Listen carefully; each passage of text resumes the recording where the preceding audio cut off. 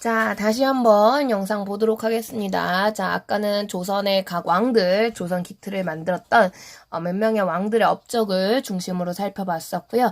자, 이제 조선 파트에서 마지막 시험범위죠. 자, 조선 초기에, 조선 전기에 있었던 대외관계 모습을 살펴보고자 하는데요. 자, 조선은 앞에 나왔던 고려랑은 상당히 다른 방식의 대외관계를 씁니다. 자, 우리 고려는 굉장히 개방적인 국가예요. 그래서 전 많은 국가들이 고려의 존재를 당시 알고 있었다라는 거고요. 그래서 지금도 우리나라를 영어로 코리아라고 하잖아요. 그 코리아라는 이름의 어원이 고려에서 왔다라고 많이 알려져 있죠. 그러니까 굉장히 개방적인데, 자, 문제는 그 과정에서 주위 국가들한테 고려의 존재가 알려지게 되면서 고려는 또한 이 개방성으로 인한 전쟁도 많았던 나라이기도 합니다. 그래서 유난히 우리나라 왕조 역사 중 외부 세력의 침략이 많았던 나라가 고려였고요. 자, 그래서 지긋지긋하게 전쟁을 겪었던 한반도는 이제 전쟁 겪지 않기 위해 우물안 개구리 전략을 쓰기로 결정하죠. 그 나라가 바로 조선인데요.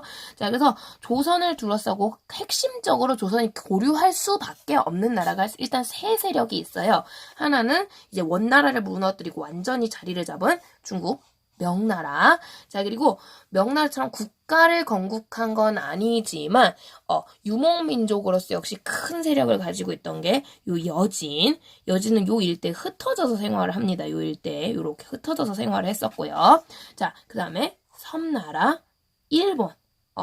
요 세 국가가 세 세력이, 여진은 국가라고 하긴 좀 애매하죠. 국가가 아직은 없었으니까. 그래서 금나라 멸망하고 나서부터 여진은 다시 나라가 없어졌었거든요. 그래서 요 세 세력이 가장 조선이 외교적인 전략에서 큰 중심이 되는 국가라고 볼 수 있는데요. 이 중에서 조선도 인정하는 조선이 여기 확실히 우리보다 잘났어. 너무 세! 라고 생각했던 건 당연하지만 명나라가 되는 거죠.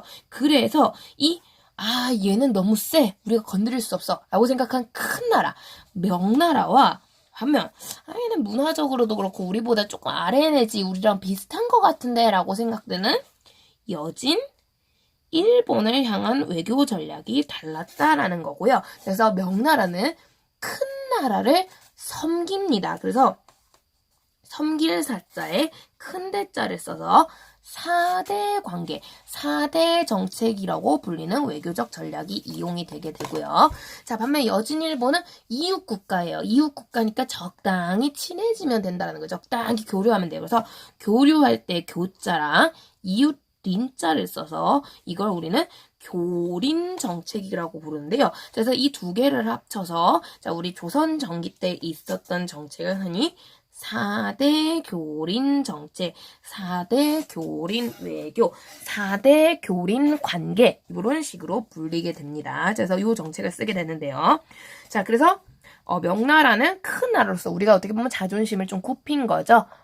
평화를 찾기 위해 머리를 굽혀서 섬기게 되는 4대 관계를 맺게 되는데요. 먼저 쉬우니까 요거부터 보도록 할게요. 그래서 명나라와는 4대 관계를 맺습니다. 자, 그런데 이 4대 관계, 조선 처음 태조 때부터 이루어진 건 아니었죠. 앞서 봤듯이 우리 태조 이성계는요, 출신이 신흥모인 세력이잖아요. 그죠? 무인이에요. 자존심 굽히기 쉽지 않아요. 그래서 오히려 정도전과 함께 명나라가 조선에 지나치게 개입하거나 간섭하는 거 오히려 견제하는 모습을 보이게 되고요. 특히 이거는 이제 중국사를 좀 알면 더 좋은데, 당시 이제 중국 명나라를 세웠던 명태조, 주원장이라는 사람이 조선에 그렇게 좋은 입장을 가지지 못해요. 왜냐면 일단은 그 예전에 고려 말에 뭐 천령 이북 되찾는 과정에서 물론 결국 위화도 해군이 벌어지면서 이제 전쟁이 안 나긴 했지만 어쨌든 고려가 요동 정벌을 하려는 모습도 있었고 하다 보니까 여러 가지로 좀 충돌하고 대립하고 조금 위협적으로 나오는 정책들을 많이 쓰게 되거든요. 그래서 조선도 나름대로 이제 잘 지내보려고 국호 같은 거 결정할 때 이제 1, 2, 4반은 선생님 수업 시간에 얘기를 했을 거예요. 그 영화 해적에도 나오는데 조선 국호를 중국한테 정해달라고 막 그런 식으로 요청을 하기도 하거든요. 물론 눈에 보이는 수로 해가지고 우리가 조선 하고 싶어 하니까 조선으로 결정될 수 있게끔 꼼수를 쓰면서 하긴 했지만 어쨌든 그래서 좀 나름대로 예의를 차리려고는 하긴 하는데 정도라는 게 있는 거죠. 그러니까 이 태조 이성계는요, 그런 부분에서 좀 명나라와 오히려 대립하는 갈등하는 모습을 보이게 되고요. 요거를 상징하는 게 바로 이제 이 최영의 의지를 이어가는 거죠. 자기가 최영 죽여놓고. 그래서 위화도 해군 때문에 미처 못 이뤘던 요동 정벌을 시도를 합니다. 이걸 정도전하고 같이 계획을 하는 모습이 보이게 되고요. 실제로 명나라가 요 눈치를 조금 꼼수를 차리고 정도전에 납치하려고 되게 많이 애를 썼다고 해요. 그래서 뻑하면 사신대 보내가지고 정도전 내놔라. 니네 맨날 문제 만드는 게 정도전 아니야. 내놔라. 이러면 맨날 정도전이 아파요. 지금 뭐 여행 갔어요. 뭐 일자리 그만두었어요. 뭐 등등 여러 가지 핑계를 대가면서 안 가려고 애를 썼다 하는 거고요. 특히 앞에서도 말했다시피 이 태조와 정도전은 정말 끈끈한 관계예요. 너무 끈끈한 관계였기 때문에 이 정도전을 절대로 태조가 보낼 리가 없다라는 거죠. 그래서 이런 부분에서도 불만이 많았다는 점에서 이 요동정물로 상징되는 대립 갈등을 보여줍니다. 그래서 만약에 태조 이성계 정책대로 갔다면 우린 명나라와 사대 관계 안 맺었을 거예요. 고려와 마찬가지로 계속 끊임없이 중국과 전쟁을 했을 텐데, 자, 요런 부분에 대해서 아들이었던 태종 이방원은 다르게 생각했다라는 거고요. 결국 태종 이방원은 평화를 지키기 위해 사대라는 결정을 내리게 됩니다. 아버지와 다르게. 그러면서 큰 나라에게 적당히 머리를 숙일 필요가 있지라고 얘기를 하게 되고요. 특히 마침 이 태종이 즉위할 무렵에 육룡이 나르샤 드라마를 본 친구들은 좀 이해를 할 텐데, 그 보면 태종 이방원이 이제 즉위를 할 무렵에 역시 중국사에서도 황제가 바뀌어요. 이 사람이 이제 명나라에서 나중에 우리 중국사 할 때 배우게 될 건데 굉장히 유명한 성낙제 잠깐만 갑자기 오랜만이니까 이름이 기억이 안 나네. 성낙제 맞나? 아무튼 이게 3대 임금인데 이 사람이 그 우리 세조가 그랬던 것처럼 조카를 죽이고 왕이 된 사람이 황제가 된 사람이거든요. 그러니까 이미 나라 안 문제로 이 사람 머리가 아픈 거예요. 그래서 굳이 조선하고 갈등을 만들고 싶어 하지 않아요. 그래서 태종이 막 또 마침 머리 숙여주니까 고마운 거죠. 그래서 오히려 조선과 평화 관계를 유지하게 되고요. 자, 이 4대 관계를 맺음으로써 조선은 정기적으로 명나라에게 조선 사신을 파견을 하게 되고요. 이 사신을 보낼 때마다 막대한 공물이라고 하죠. 선물들을 막 보내기 시작하는데요. 근데 문제는 이 양이 진짜 어마어마했다고 합니다. 실은 이 곡물의 양이 적지가 않기 때문에, 그리고 좀 그 곡물이 단순히 물건만 보내는 건 아니거든요. 우리 원나라 때 겪어봤지만 공녀라든가 여러 가지 좀 그런 것들이 있어요. 실제로 태종 때도 공녀가 있어가지고 그 중국사에 되게 스캔들 크게 일으킨 권씨라고 어떤 미녀 보내는 이야기도 있거든요. 그 나중에 기회 되면 한번 해줄 건데 얘네 천일야사인가 뭐 드라마에 TV 프로에도 나오고 그랬어요. 그래서 굉장히 좀 문제가 많았기 때문에 실은 그렇게 다른 나라에서는 명나라한테 사신 보내는 거 반가워하지 않아요. 근데 조선은 오히려 이 사신 보내는 거, 곡물 보내는 걸 이용해서 여러 가지 이득을 취하기 시작합니다. 그러면서 조선은 다른 나라와 다르게 사신 파견 횟수가 1년에 3자리를 넘어요. 몇백 번씩 보내게 되는데요. 100몇 번씩 보내는데 뭐냐? 그러니까 특히 이 세종이 이거를 진짜 잘 써먹었다고 하거든요. 그래서 공물을 교묘하게 이게 설득을 잘해가 외교적 전략을 써서 공렬할까? 황관이랄까? 뭔가 조금 조선 입장에서 보내기 부담스러운 것들 있죠. 그러니까 백성들에게 손해가 클 만한 거. 이런 거 다 없애요. 그래서 세종인가 그 이후 되면 공녀라는 공물을 보내지 않아요. 황관도 보내지 않아요. 그래서 그냥 조선에서 그래도 보낼 만한 거, 적당한 거, 막 물건 같은 거 만들어가지고 이제 하나를 싸가지고는 선물입니다, 형님 하고 이제 명나라한테 갖다 줘요. 근데 이 명나라 입장에서 황제인데, 명색이 내가 왕이 아니고 황제인데 동생이자 부하인 국가에서 형님하고 막 막대한 선물을 보내왔단 말이에요. 윗사람의 체면이 있고 명예라는 게 있기 때문에 그냥 못 보냅니다. 역시 답례를 주게 되는데요. 이 답례가 이전까지는 그냥 명나라에서 주는 대로만 받아왔다면 이제 이 세종 전후로 해서 조선은 이거를 이제 좀 잘 써먹기 시작하는 거죠. 그래서 내가 그래도 예를 들어 돈을 윗사람한테 10만 원 용돈을 줬는데 이 윗사람 입장에서 10만 원 똑같이 주면 약간 이렇게 좀 마치 좀 체면이 상하는 것처럼 뭐 그런 식으로 이제 여기게 되는 거죠. 그래서 내가 너한테 10만 원을 줬으면 너는 나한테 100만 원 줘야지. 약간 이런 느낌으로 이제 엄청나게 많은 그 선물을 답례로 받아오게 되고요. 특히 이 과정에는 조선에 없었던 여러 종류의 선진문물을 구하게 되면서 이 과정에서 조선은 실제로는 이득을 얻었다라는 거고요. 그래서 자존심을 버리고 이득을 얻었다. 보통 이렇게 많이 평가를 받게 되는데요. 자, 이런 관계가 사대 관계입니다. 그래서 꼭 우리한테 그렇게 손해되기만 하는 관계는 아니었다 보시면 되고요. 특히 결국에는 실리도 실리지만 일단 요거 때문에 우린 명나라랑 전쟁을 안 해요. 그러니까 전쟁 위기라고는 요게 단 거고 실제로 조선은 중국하고 전쟁을 이때는 전혀 한 적이 없거든요. 그렇다 보니까 평화, 전쟁이 없는 국가, 요런 안정을 취했다는 점에서도 굉장히 이익이라고 볼 수 있는 거죠. 그래서 명나라와는 명나라가 망할 때까지 나중에 망합니다. 명나라. 우리나라보다 빨리 망해요. 얘네는 길어봤자 200~300년이거든요. 중국은 보통. 그래서 한 200년쯤 뒤에 망하는데 그때까지 지속적으로 평화 관계가 이루어지게 됩니다. 이게 4대 관계고요. 반면 여진 일본은 우리 입장에서 뭐 이렇게 실리라고 부를 만한 그런 뭐 발전적인 국가는 아니라고 당시 여겼던 걸로 보이고요. 이웃 국가니까 적당히 친해질 필요는 있는데 그렇다고 뭐 얘네처럼 넙죽 엎드릴 필요까지는 없다라는 거죠. 그래서 적당히 친해면 돼요. 적당히 교류하면 돼서 교린인데요. 얘들아, 지금 사람 간의 관계도 그렇고요, 얘들아. 좋은 관계, 적정한 거리를 유지하기 위해서 내가 얘랑 관계를 조율하기 위해서 정말 잘 써먹어야 되는 전략이 무엇이냐? 뭐 인간관계 필수 요소예요. 이 기술은 반드시 있어야 돼. 내가 좀 인싸하고 싶다. 내가 좀 사람들 사이의 중심이 되고 싶다는 사람이 꼭 가져야 될 기술. 특히 연인관계의 필수 기술. 밀당입니다. 그래서 교린 정책은 요즘식으로 표현하면 밀당 정책이에요. 그래서 여진과 외구가 나를 미워하지 않게, 나를 싫어하지 않게 적당히 당근, 베풀기도 하고 당기기도 하고 하면서도 그렇다고 내가 호구로 보이면 안 되거든요. 날 만만하게 여기면 안 되거든. 국가관계인데. 그래서 나를 어느 정도 존중할 수 있게끔 때때로는 강하게 채찍을 때리는, 밀기도 하는 그런 정책이 교리입니다. 요거를 진짜 밀당이라고 표현해주면 너무 좋을 텐데, 그죠? 그러면 여러분 이해도 싹 되고, 근데 이걸 한자어로 좀 어렵게 표현한 게 강경책과 회유책이에요. 강경책.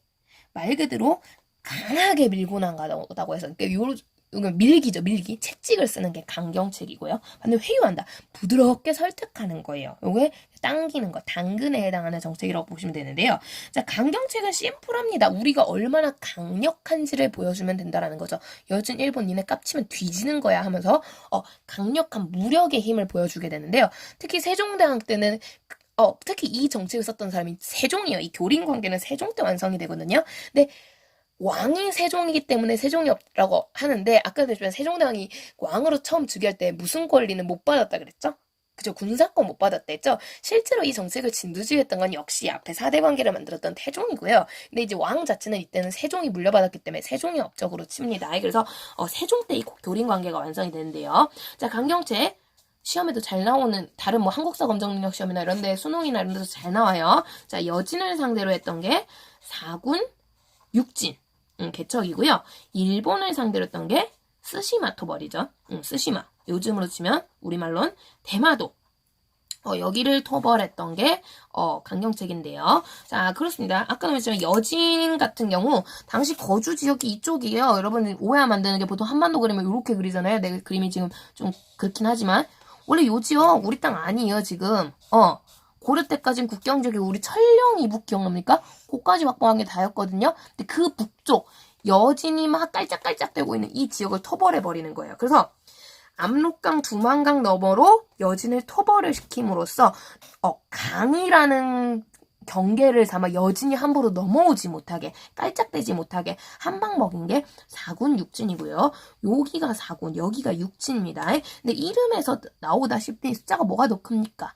6이 더 크죠? 그러니까 여기가 더 넓은 개척지인데 이때 사군 지역을 토벌하러 갔던 장군이 조선의 최윤덕이라는 장군이고요. 이 육진을 개척하러 갔던 게 김종서예요. 그래서 김종서라는 사람, 어떻게 보면 조선의 엄청난 영토 확장을 가져온 사람이라고 볼 수 있는 거거든요. 그 실제로 이걸 계기로 우리나라 지금의 국경선이 어느 정도 자리를 잡게 되는 거죠. 그래서 굉장히 큰 공을 세운 사람이야. 물론 최윤덕도 작은 공이 아니야. 사군도 크지만 김종서가 더 크잖아, 육진. 그래서 김종서가 이때부터 또 김종선은요, 그냥 사군육진 개척하고 땡이 아니고 여기가 우리 땅이 될 때까지 어느 정도 기반을 잡는데 큰 역할을 또 하게 되거든요. 그러면서 이 과정에서 세종, 그리고 세종의 뒤를 이었던 문종에게 사랑을 받았던 사람이 김종서고요. 그러니까 문종이 내 아들을 부탁해 하면서 단종도 맡기고 갔던 거죠. 그래서 김종선은 이때부터 유명한 신하가 됩니다. 이게 사군육진 개척, 뭐 사군육진 토벌이라고도 불리는 사업이고요. 여진을 상대로 한 강경책이죠.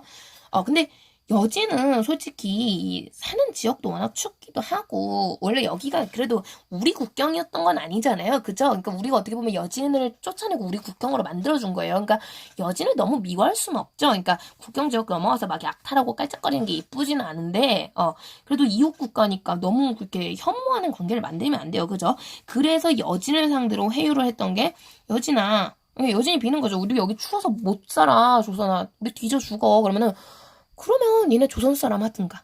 막 조선 사람으로 받아줘요. 국적을 주는 거죠. 우리 요즘을 치면은 조선인으로 만들어주기도 하고요.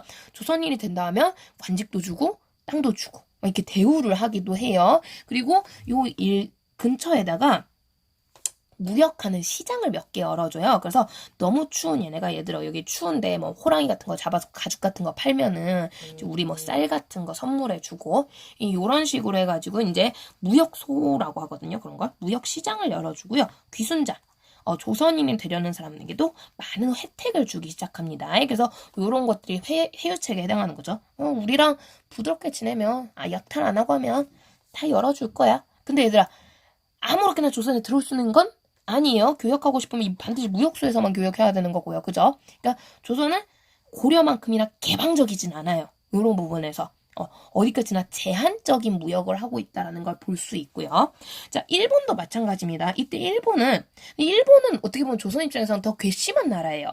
우왕, 고려 말기부터 왜구라는 이름의 해적단들이 끊임없이 조선을 약탈하고 있었다는 거고요. 이 약탈은 고려시대 때부터 있었다는 거죠. 그래서 고려 말기 사회가 혼란할 때 왜구들이 막 약탈을 해요. 얘네가 해적이면 바다에서만 깔짝깔짝 대야 되는데 이때 왜구는 바다에서만 깔짝거리는 게 아니고요. 아예 상륙을 해버려요. 그래서 뭐 우리 가장 쌀이 많은 삼남지방이라고 하죠. 전라도, 충청도, 경상도는 물론인가 심할 때는 막 황해도, 평안도 이런 데까지도 막 올라와가지고는 막 다 뜯어가고 불태우고 난리를 치거든요. 그걸 붙잡다가 활약한 사람이 이성계인 거고요. 그죠? 그러니까 그래서 조선이 만들어졌어. 조선이 만들어지고 이제 얘네가 좀 없어져야 되는데 조선 초도 혼란하잖아요. 그죠? 왕자의 난이다. 뭐 계유정 난이다. 여전히 혼란한 거예요. 이런 혼란을 타서 어떻게 왕자의 난 뭐 이런 거 아직은 우리가 이제 나라 만드는 정신이 없을 때 여전히 왜구들이 이런 식으로 상륙해서 괴롭히는 모습이 나왔다라는 거죠. 요즘 저 루피가 원피스 찾으려고 조선까지 깔짝대고 있다라는 거예요. 그것 때문에 빡쳤던 사람 역시 세종입니다. 내가 이 나라를 위해서 밤새도록 머리 굴려가지고 홍민정음도 만들고 뭐도 만들고 집현전 학자적은 맨날 연구하는데요. 여러분 의외로 세종대왕 때는 살기가 어려웠어요. 바로 요 왜구 때문에. 그렇게 열심히 농사법 개량해가지고 먹을 것도 막 늘리고 세금 제도도 개선해가지고 백성 부담도 팍 줄여놨는데 백성들이 살기 편하다고 얘기를 안 해. 내 세상이 편안하지 않대요. 왜? 왜구 때문에. 돌아가시는 거죠. 그죠? 그래가지고 아빠랑 같이 머리를 싸매고 이 일본을 정리를 좀 해줘야겠다. 우리를 만만하게 못 여기게 우리가 함부로 치면 안 되는 나라라는 걸 알려줘야겠다. 라고 생각해서 한 사업이 바로 요 스시마 토벌이 되는 거고요. 당시 일본 섬 옆에 있던 요 대마도, 여기 우리나라랑 가깝잖아요. 옛날에 조오련인가 뭐 어떤 아저씨랑 수영해가지고 여기까지 건너갔다 왔다고. 좀 위험하긴 하지만 그래서 그렇게까지 갔다 올 수 있는 섬이 바로 요 대마도예요. 그러니까 가까우니까 여기가 왜구들의 근거지였던 곳이거든요. 왜구들이 여기 모여있다가 조선 혼란하문이다 이러면서 막 치러 가고 막 이러는 거예요. 그러다 보니까 요 스시마를 정벌을 해야겠다라고 하는 거고요. 요거를 정벌을 하는데 이때 특히 활약을 했던 장군이 이종무인데요. 자, 이 사람 들어본 적 없죠? 실은 이종무 장군보다 이때 실제 큰 역할을 했던 건 무기예요. 일본은 없었는데 우리에게만 있었던 무기. 화포고요. 특히 뒤에 문화사 부분에서 나오겠지만 이 세종대왕 때는 뭐 신기전이라든가 굉장히 새로운 개량된 화약을 사용한 무기들이 많이 개발이 되거든요. 그래가지고 요런 화약을 이용한 무기, 그 최무선 때부터 이어져 왔던 화약 개발자들에 의한 이 화약 무기들이 이제 활약을 하게 되면서 스시마 굉장히 순식간에 토벌을 하게 됩니다. 그러면서 이때 일본이 진짜 큰 코를 다쳐요. 그래서 잠깐이나마 대마도가 우리 영토였던 적도 있어요. 이런 것 때문에. 그래서 뭐 가끔 이제 좀 극단적인 분들은 막 독도를 일본이 우리 땅이다 외치면 독도는 우리 땅이냐 대마도는 우리 땅이다 뭐 이렇게 얘기를 하시는 분들도 있는데 뭐 실제로 이제 대마도는 우리가 아예 가져간 적은 없으니까. 그래서 어쨌든 이게 쓰시마를 가져가려고 했어요. 근데 그러면서 가져가려고 하니까 이제 일본 정부가 난리가 난 거죠. 우리가 그동안 외구 단속을 안 해서 미안하다. 우리가 외구 철저히 잡겠다. 조선아 좀 받아오. 쓰시마 돌려다오. 막 이러면서 쓰시마도 그래서 다시 돌려받게 되고요. 그러면서 여기 일본 섬나라예요. 얘는 교역이 없으면 살 수가 없거든요. 조선아 제발 우리를 위해 항구를 열어다오. 이게 쫄르기 시작해요. 그래서 일본이 너무 괘씸해가지고 원래는 이걸 안 해주려고 하다가 세종대왕이 그래서 착하신 분이잖아요. 백성들 위해서 그렇게 베푸시는 분인데 그래 교역하면 우리 백성들한테도 도움되는 부분이 있을 거니까 하면서 일본하고 가까웠던 세 군데만 항구를 열어줍니다. 그래서 세 군데 포, 제포, 염포, 부산포 해가지고 포 3포를 열었다고 해서 일본을 상대로 한 대표적인 회유책이요. 여기 무역소와 같은 기능인 거죠. 교역을 할 수 있는 3개의 포를 열어줘요. 이거를 삼포개항이라고 하는데요. 자, 근데 아까 말했지만 조선은 고려에 비해서 문을 팍 열려고 하진 않거든요. 문을 너무 열면 침략당할 수도 있기 때문에. 그래서 굉장히 제한적인 무역을 하게 되고요. 그래서 포도 딱 요거 3개만 엽니다. 3포만 열어주고요. 실은 3포 안에서도 왔다 갔다 할 수 있는 배의 숫자, 일본이 사갈 수 있는 물건의 숫자, 쌀의 양, 이런 것들 다 제한을 두게 돼요. 그래서 요 회유책의 특징이요. 제한적인 무역을 했다라는 거죠. 명나라하고도 마찬가지입니다. 명나라랑 사대관계와 평화관계지만 여기로 상인들이 막 왔다 갔다 했던 게 아니에요. 어디까지나 사신단을 이용한 공식적인 무역만 사용했다라는 거고요. 그래서 조선의 외교관계의 가장 큰 특징, 제한적인 교류, 제한적인 무역을 했다라는 건데요. 이게 고려랑 굉장히 비교되는 점이죠. 왜? 이렇게 해야 평화가 지켜진다고 믿었으니까. 근데 요게 이제 먼 미래로 가면 약 200년 후 일본이 이거 불만 가지기 시작해요. 특히 다른 나라에 비해서. 솔직히 명나라 입장에서는 뭐 불만 가질 게 없죠. 우리가 더 잘난 나라니까. 조선 좀 안 온다고, 조선이 좀 제한한다고 해서 크게 불이익이 없고요. 여진 같은 경우는 여진 뭐 귀순하면 되고 정 안 되면 어차피 얘는 국가가 있는 건 아니었잖아요. 그러니까 뭐랄까, 이 국가적으로 대항하는 부분에 있어서는 여진이 약해요. 그리고 여진이 이때부터 이제 나중에는 가면 명나라랑도 교역하고 우리랑도 교역하고 하면서 어느 정도 먹고 살만해지거든요. 이제 문제는 일본인 거예요. 얘네는 섬나라니까 뻗어나갈 장소가 되게 제한이 돼 있는 상황인 거예요. 그래서 조선하고 교역이 굉장히 중요한 상황인데 이거를 제한을 둔 거죠. 근데 어떤 나라는 그렇듯이 이제 시간이 뒤로 가면 갈수록 기술력 발달하고 이러면서 인구도 늘어나고 먹어야 될 것도 늘어나고 이러거든요. 이 교역을 늘려줘야 되는데 교역을 조선이 계속 안 늘려주는 거예요. 오히려 그래서 이제 제한된 교역 때문에 빡치니까 또 외구가 다시 등장해요. 일본이 뒤로 가면은. 분명히 외구 단속하겠다고 약속을 해놨는데 그렇죠. 먹고 살기가 너무 힘드니까 해적선이 나오는 거예요. 근데 이 해적선 문제 때문에 조선이 빡쳐서 또 막 중단하고 그래요. 중간중간에 막 교역 같은 거. 일본 입장에서 엄청 힘든 거죠. 이런 부분이. 그러다 보니까 나중에 일본이 안 되겠다. 조선 아예 먹어야겠다. 생각까지 가게 되는 거고요. 이게 외란의 원인이기도 합니다. 임진왜란. 그래서 요거는 먼 미래로 가면 오히려 침략의 원인이 되는 부작용을 낳긴 했죠. 그래서 어쨌든 그런 것들이 있긴 했지만 당시에는 일종의 회유책이 될 수 있었다라는 거고요. 그래서 요런 것들을 통틀어서 우리는 4대 교린 정책이라고 부른다라는 거. 자, 그래서 요게 각각 왕으로 치면 태조 이성계 때는 명나라랑 대립관계였다. 갈등관계였다. 그러다가 태종 때부터 4대 관계였다라는 거고요. 자, 그리고 태종의 뒤를 이은 세종대왕 때, 자, 이 교린 정책까지 완성하게 되면서 이 작업 전부 세종대왕 때 있었던 일입니다. 세종대왕 되게 바빴죠. 그래서 세종대왕 때 일이고요. 그래서 세종 때 최종적으로 4대 교린이 완성됐다라고 보시면 되겠습니다. 자, 그래서 우리는 크게 조선을 둘러싼 3개 국가, 이 국가랑 직접적으로 가장 많은 교역을 하면서 제한적인 무역을 했었다라는 건데요. 자, 그래서 제한적인 무역이니까 조선은 이 가급적인 문을 열려고 했다, 닫으려고 했다. 비교적 닫으려고 했다라고 보시면 되겠고요. 자, 그런데 그렇다고 해서 무조건 배척하지는 않아요. 그러니까 찾아오는 국가를 거부하진 않는다는 거죠. 그리고 누군가 찾아오면 우리도 답방을 해줘야 될 거 아니에요. 무시하면 안 되죠, 다른 나라를. 그러니까 이 세 나라 말고도 가끔씩 이 세 나라에 비해서 훨씬 더 숫자나 횟수가 적기는 하지만 다른 나라랑도 교역이 있습니다. 그게 교과서에 나오는 류큐, 시암, 자바 뭐 이런 국가들인데 이제 국가들 지금에 치면 뭐 베트남, 인도네시아 그러니까 동남아 쪽에 위치한 국가들이라고 보시면 돼요. 그래서 동남아 국가들 거기도 뭐 인도네시아 섬 지역이고 하잖아요. 그러니까 교역을 한다고 막 주변 지역 탐험하다 보니까 이 조선이라는 괜찮은 나라가 있는 거야. 그래서 한 번씩 얘네가 머니까 자주는 안 오고 가끔씩 특히 중국 가는 길에 중간중간에 조선에 들러요. 그러면은 사신단이 오면 우리도 이제 답방을 어쩌다 한 번씩 가기도 하고 그래서 교역이 있긴 있습니다. 하지만 고려에 비하면 굉장히 턱없이 적은 횟수고요. 그래서 굉장히 제한적이었다라고 봐주시면 되겠습니다. 자, 시험 범위 여기까지가 되겠고요. 다시 한번 강조하지만 질문사항이 있으면 댓글란에 달아주시면 되겠습니다. 그래서 선생님 확인하는 대로 즉시 바로 답글로 답변 달아줄 수 있도록 혹은 필요에 따라서 강의를 다시 올리도록 하겠습니다.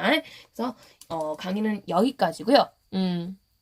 그러네요, 여러분. 시험 직전에 이렇게 강의를 올려서 미안해요. 미리 올려줬으면 좋았을 텐데 내가 이 찍는 거를 이제 깨달았네요. 그래서 앞으로는 이제 종종 혹시 필요하다 싶으면 이렇게 강의를 올려놓고 수업 시간에 알려주도록 할게요. 그래서 필요한 친구는 구독해놓고 선생님 올릴 때마다 봐주시면 되겠습니다.